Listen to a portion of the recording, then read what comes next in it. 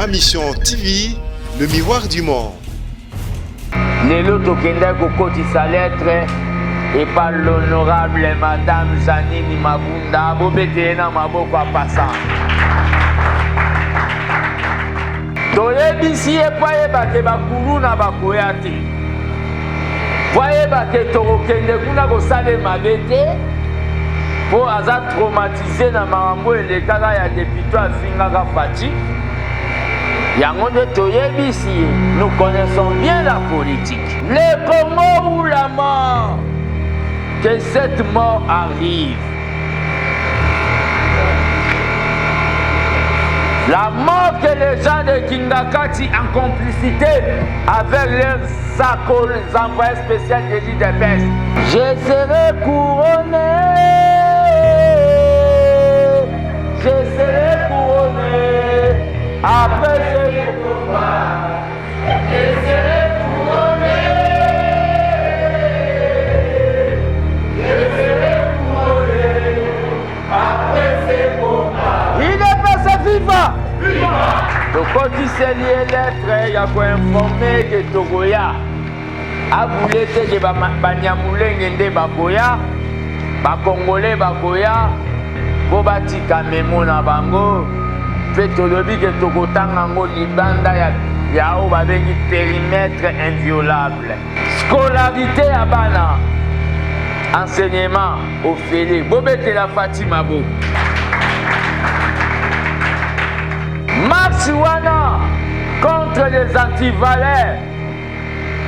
Je ne dis pas mon parti va se combattre en gros, mais quelques élites qui sont dans l'IDPS, dont le télécommande des Anakingakati, Kabila a commandé Bango Lobby pour bloquer Max Wana. Corruption fait continuer. Il faut bailler Bagambo. Moi, Nana Zanak, Babadi Goloba Oamela Rabagene. Je sais que M. Kabila, là où il est en train de trembler. Peut-être qu'il peut aussi planifier un plan avant les 30 pour bloquer cette marche. Mais Nzamba Tshisekedi du docteur, il va me protéger. Ma mission TV, le miroir du monde. Ma mission télévision, le miroir du monde, bande Kobandi Sika, beaucoup de biso bongo on terme qui m'a bongo to belemi awa na kati il y a UDPS qui basa Maliba. Pape pa isolo penza mwana mboka fils mukoko ya zali bongo motambushi ya yambo ya armée de bâtisseur ya bengisi bongo ba pantantina na ko pesa moi message moko ya kafu kafu sima mosu ile kanki mokolo ya lobilo leki et tasina ko loba ete e bongo penza mokanda mo molengeli misolo kwa kotanga memo liboso mwana mboka Janine Mabunda Liyoko motambushi ya Assemblée nationale et si ebongisami e bongo ateli mobengu na koloba ete marche na ye bongo ya mokolo ya le 30 août auto li bongo et tosami pe bato so pena ba ko bele mabongo ndike pa mokolo moyango tanti na selo pena ya pesi message na bayimbo kan koloba ete marche oyo ba bongo non à la mauvaise gouvernance et oui à la bonne gouvernance bongo yango et ko sema mokolo le 30 oyo na tina mona et ya pesi message et tolanda a pe to kozonga na sima.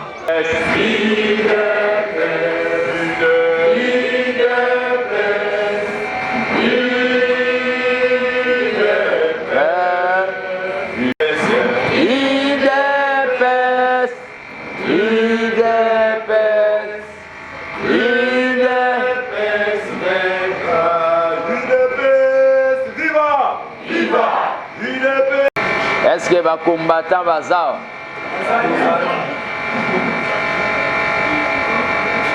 Je serai couronné, je serai couronné après ce combat. Je serai couronné, je serai couronné après ce combat. Il est passé vivant. Tokomi kokende na o babengi jour J moins les 30 babia makambo wana gardien du temple azoluka nazelaka leto ya kobandolo ba réunion ya social. Ok, les social etambolaka na politique IDPS viva. Je remercie la presse de la liberté.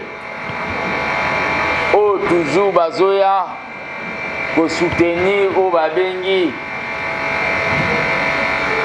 combat politique ya Dr Etienne Tshisekedi na qualité nango pure et radicale. Réunion na biso ya lelo eza réunion oyo toyeba ndenge nini marche kozala ya préparation morale. UDPS viva! Yango nde tant que initiateur ya ABT armée des bâtisseurs tshisekidistes oyo nazobengango association réserve de la démocratie, c'est-à-dire bato tout bakokende kinga kati mais ABT kokende te eza boye te eza boye te tokendaki kokotisa lettre po bakopanga ke toye kovioler territoire à palais du peuple. Lelo tokendaki kokotisa lettre et par l'honorable madame Janine Mabunda bobetele na maboko ya passant. Tokotiseli lettre ya koinforme ke tokoya abule te ke banyamulenge nde bakoya bakongole bakoya po batika memo na bango mpe tolobi ke tokotanga ngo libanda ya oyo babengi périmètre inviolable po toyebi droit. Nakotangelaka bino lettre yango. Les tracts sont déjà wana pour dire que jusqu'à présent bato bakoki koliesa bana na bango baorphelin baveuve bakotize déjà batract na cadre toyeba ndenge nini tokosala action wana. La révolution israélienne n'a pas commencé avec beaucoup de gens. Même aussi la révolution Castruche na Kiba. Bokanisa te de pobo banda likambo ifo batu bazala ebele. Bokanisa te de soko lingi kosala likambo ifo bapesa yo raison. Batu tu bazala pour yo. Yesu kutu mwana nzambe. Batu bazala vraiment bavota na majorité Barabas Moïbi. Jésus-Christ de Nazareth. Donc je ne suis pas on a le but que nayo kakapasi so namoni la majorité de mes compagnons d'élite bazo condamné nga bazo benganga rebelle. Au moment je ne suis pas rebelle. Qui ne sait pas que l'IDPS que Tshisekedi l'IDPS qui va ça il faut ba sangana dans un avenir proche. Nani ayebi yango te. Ndasko naza muto nazo pesa ngo Tonis et Kenempe avant unicité à de nos nos deux partis politiques. Suite na obabengi intolérance, beaucoup de journalistes ici, ceux qui baye ko tendre nga micro na bango par rapport à la liberté d'expression, ba komi ko pekisa bango, ba ko ta permanence à IDPS. Or que c'est votre de bataille ya combat na biso ezalaki oyo balobaka la liberté d'expression au balobi le troisième pouvoir. Bon betena ba journaliste au baya maboko makana.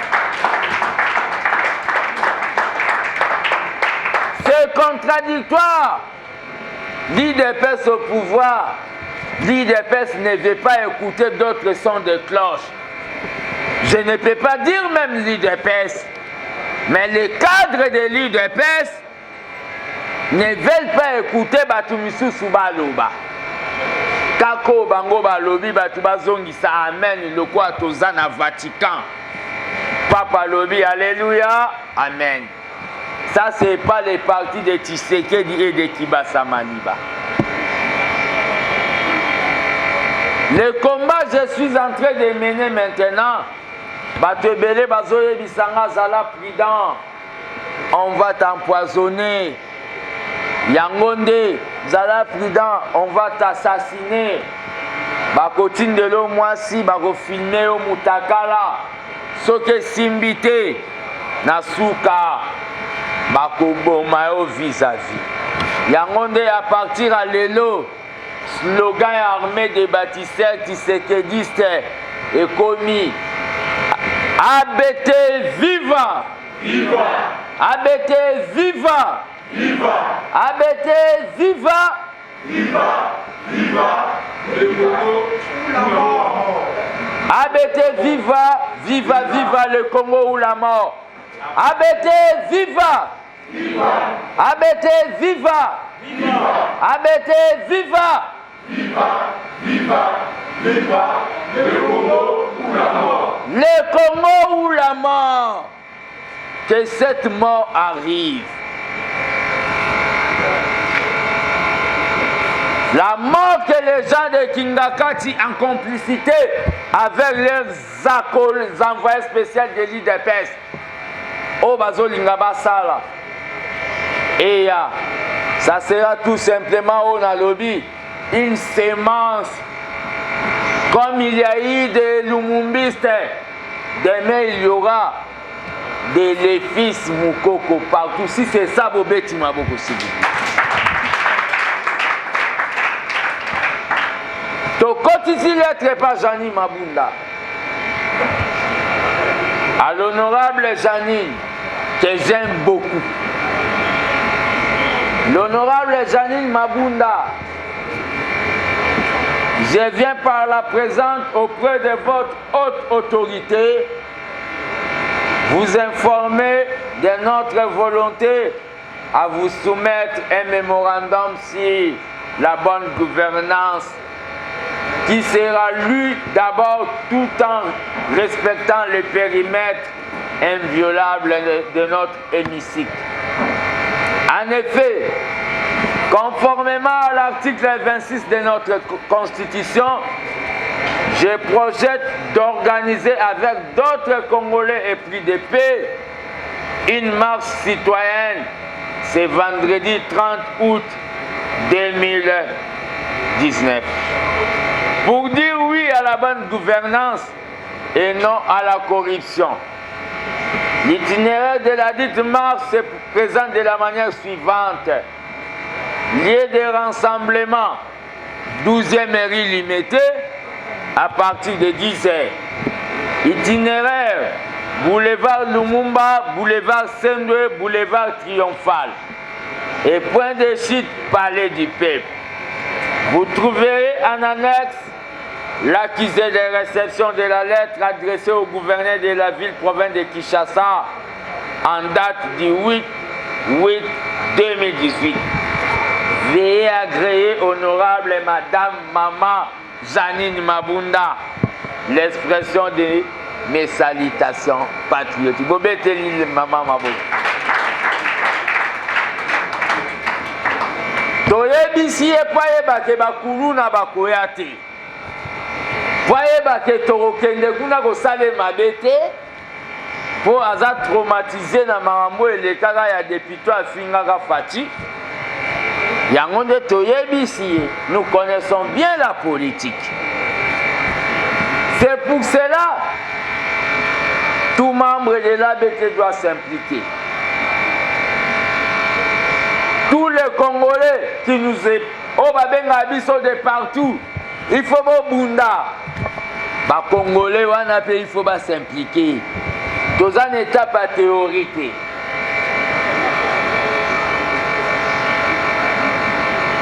Le président de la République est en train de faire ce qu'il est en train de faire. Mais nous aussi, la base, nous devons faire ce que nous devons faire.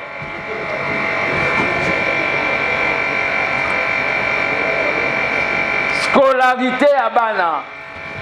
Enseignement au Félé. Bobette la Fatima Bo. Électricité. Nan Zalate. Il fait quota partout dans le Congo. Nao babengi la charité bien ordonnée commence par soi-même. Je ne suis pas contradictoire avec le président de la République. Mais je n'engage pas le président de la République. J'ai fait tout simplement aux responsabilités à un patriote normal.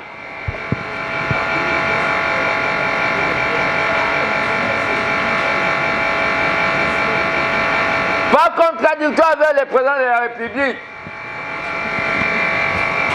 En date du 22, na lansaki marche oyo na anilaki mpo bato basutenaki yango te. Marche ezalaki na motif ya komona bilongi ya kala te na gouvernement. Est-ce que président asalaki biki rouge to asalaki yango te? Bobetela Fatima bo.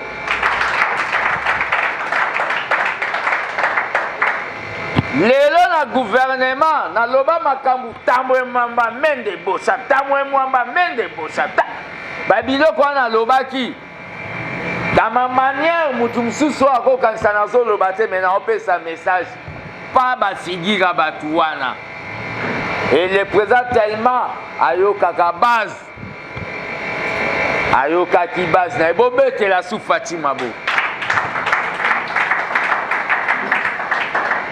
Lelo toza na marche babengi ya bonne gouvernance, non à la corruption. Président Pesio balobi code de bonne conduite. Cheval de bataille na ye ezande mutayi bambongo à l'état te ya komisango ya poche na ye. Marche wana contre les antivaleurs. Je ne dis pas mon parti bazo combattre Ango, mais quelques élites qui sont dans l'IDPS, dont les télécommandes des Anakingakati, Kabila zo commandé bango lobby, bo bloquer Marsuana. Corruption il faut continuer. Il faut bayi bakambongo. Moi nana zanan, babandi goloba o amela raba gene.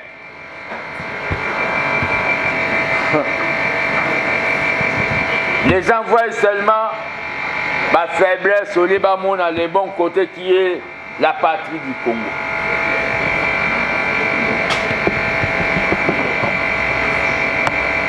Je n'ai pas le temps de répondre à tous ceux qui viennent dire des histoires. La marche du 30 juin, c'est la marche du 30 août. Et ça, rendez-vous. Il y a un long voyage. Je sais que M. Kabila, là où il est en train de trembler. Peut-être qu'il peut aussi planifier un plan avant le 30 pour bloquer cette marche. Mais Nzamba Tshisekedi, docteur, il va me protéger. Bobé Tamaboko, s'il vous plaît.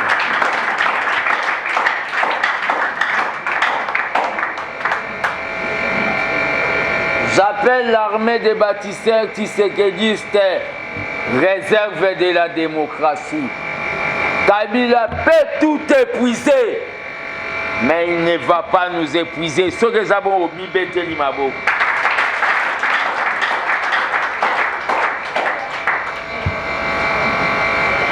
Les faibles vont tomber ici. Les opportunistes vont tomber dans l'armée des bâtisseurs. Les gens qui sont venus pour les postes vont tomber. Les gens qui portent des montres à R comme les Kanalingi, Narobala Mukoni, Nasalarate vont tomber. Bato Bazota la calendrier l'armée des bâtisseurs à Nikoleleki Tozwaka, Kamisalate vont tomber. Mais les gens qui sont là pour défendre l'UDPS et comme Paloute vont rester. Bao Barotikala, Baganga, Gangabaz! Gangabaz! On a pris les gens en otage. L'IDPS est un parti légaliste. Un parti du respect des tests. Comment ça fait Yakondima Makambu Oeza anormal? D'abord, l'IDPS, il devait laisser Baboukou Mestre Oyo o banoma na Kabila basala ka na suka to sala bango état des lieux. Tant qu'un parti démocratique biso tolinga to zela basala tina suka to kene na o babengi les élections municipales. Pour te élire ba conseillers municipaux. Pourquoi précipiter au babengi ce qui babengi ce qui modification ce qui provisoire et consort?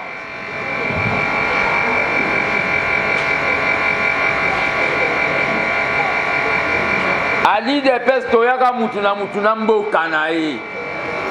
Soko sali mabe na yo supporter charge na yo. Yo gafe ba koma ba kote la yo.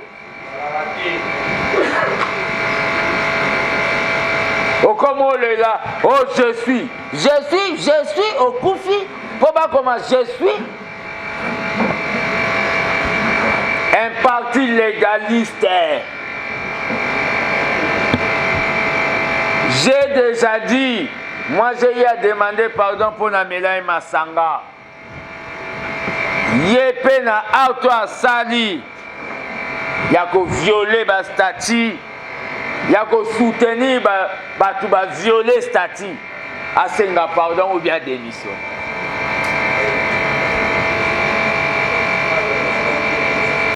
Vanda na yo umela seko na seko. Il dépêche ces hommes à seko na seko. Un pouvoir à vie. L'IDP de Tshisekedi. Bozinze Bouya, PPRD. O baemba Kabila, Vanda na yo, Umela, boye nango na IDP. Dans l'IDP, c'est l'alternance de Kibasa Maliba et Tshisekedi sont passés. Les Paul Bandoma et les Paul Kapitaye Bilindo sont passés. Les Raymond Kaoungou et les Pongo sont passés. Les Rémi Massamba sont passés. Les Mavungu sont passés. Maintenant, c'est le temps des gardiens du temple. C'est l'alternance. Moi aussi, je vais passer. Yokomo Yokolobake. Vandana yo, mais c'est pas ça l'IDPS. Quand on veut dire la vérité, les gens voient qu'on est rebelle. Non, la vérité blesse, mais ça restera la vérité. IDPS est vivant. ABT, le Congo ou la mort. Pour le Congo, nous sommes prêts. Bolongo lana ba ide na binoke a commis na igasa la partie politique. J'ai donné toute ma jeunesse à l'IDPS. Na IDPS na on a joué l'autre côté. Na ke no sala partie msuna banda kolo na ti masangwe bot. Na zana binoka na kachiwa. Soki pe boyo yebisa président Augustin Kibasa bengalanga. Nakomema ngo ata na wenze ya mateke. Po Tshisekedi aza esprit bobete la grand esprit maboko si.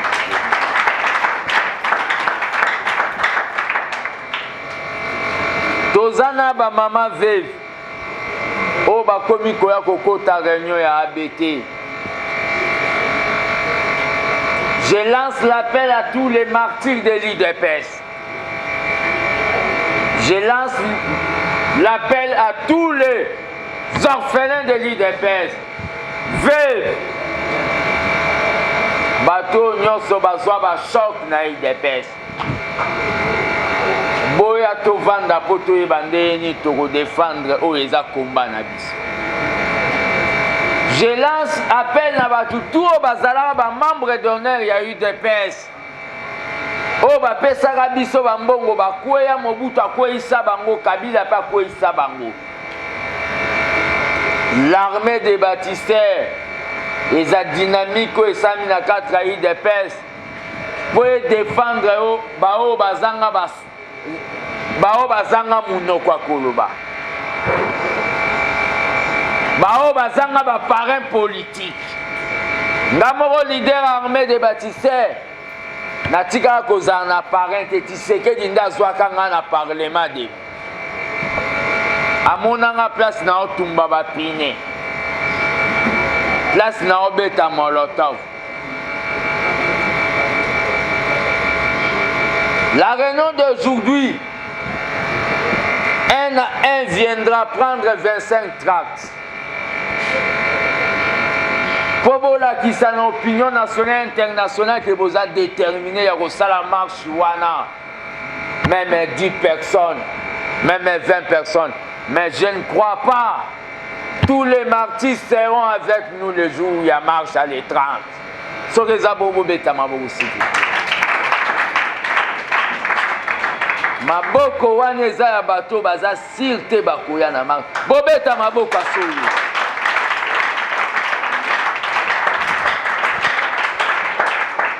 J'ai dit, si vous ne venez pas à cette marche, les martyrs de la démocratie seront dans cette marche.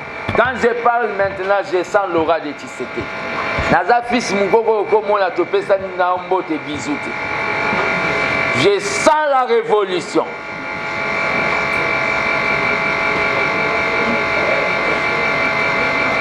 La marche aura bel et bien, dans une information sur Moutoumora aux Nations Unies.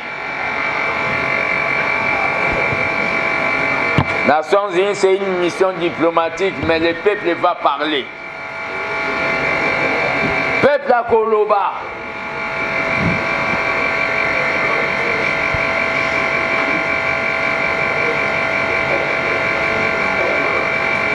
L'armée des bâtisseurs tshisekidistes invite tous les mouvements fatistes, tous les gens qui sont disponibles, tous les mouvements citoyens, tous les patriotes, de venir nous rejoindre à cette marche où ils ont un motif encore, oui à la bonne gouvernance, non à la corruption. Je lance l'appel à tous les tshisekidistes dans le Congo profond, à travers le monde. Ce jour, c'est le début du commencement. J'ai dit et je vous remercie.